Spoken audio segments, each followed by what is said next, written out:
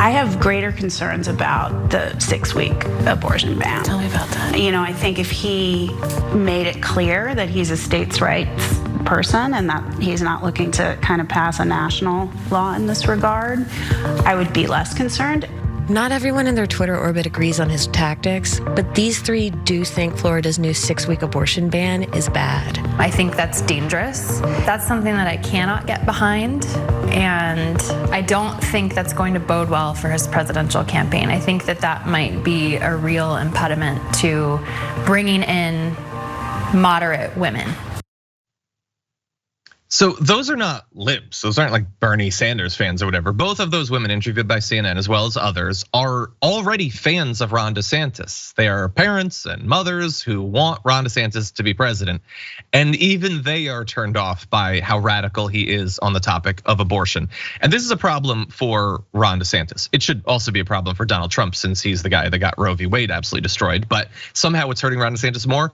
But it's not just gonna hurt them, JR. There's a lot of fears from Republican strategists that in the same way that the midterms were tanked for a number of different issues, but abortion was one of the biggest ones, their efforts to take over the Senate coming up in 2024, where they only have to defend like 10 seats, they have a lot of opportunities to pick up states, they might ruin that opportunity or limit the gains that they do get, specifically because of how radical they are on this topic. What do you make of that? It seemed like an open and shut type of thing, just even from when the leak from the Supreme Court about their upcoming decision at the time about Roe v. Wade and women's rights, abortion rights in the country and all that.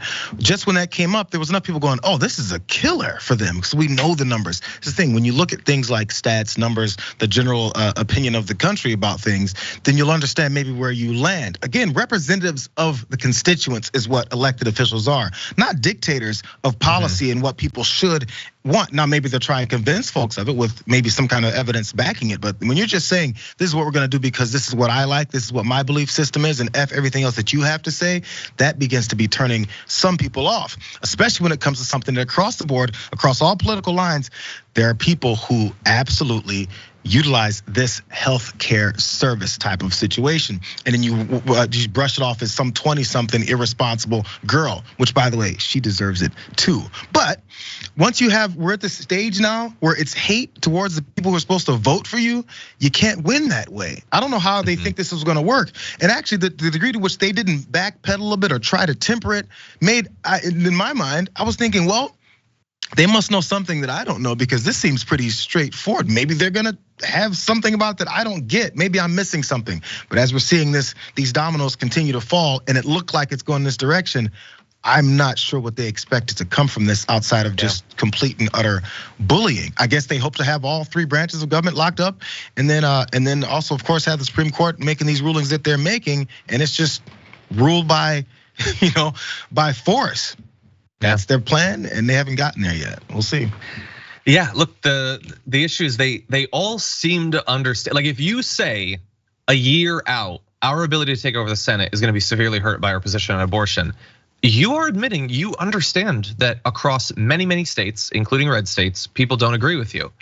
And the fact that you persist in pushing it anyway, like that your only strategy is, let's not talk about it as much. Let's do it, let's get the judges in, but let's not talk about it as much. That's an interesting relationship with democracy, I suppose. And some Republicans are trying to save the others. Mitch McConnell is saying, let's not vote on any kind of federal thing. Like, we don't need to do anything like that. But Lindsey Graham was like, no, we're gonna do it. We're gonna do a 15-week federal ban.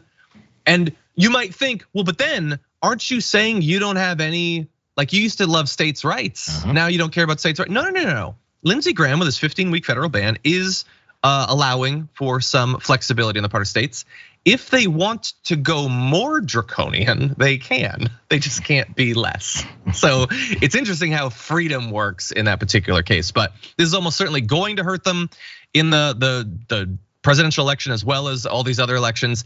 It should, because it is one of the most important issues. It's just amazing how little ability they have to actually learn from any of this. I think they're missing how much people say, maybe politically where they believe are people they support. But then when they actually have to go through with some of the things that they look to have rights of, they expect to have those rights. Yeah, people like rights, especially from the people who say that they'll guarantee them.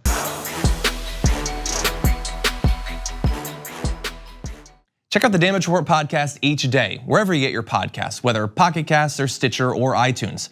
You can join me as I give you the news and stories you want, with a range of co-hosts and interview guests jumping in on the fun each day. Again, that's the Damage Report, wherever you get your podcasts. And if you get them at iTunes, don't forget to rate and review. Sometimes I'll read them live on the show.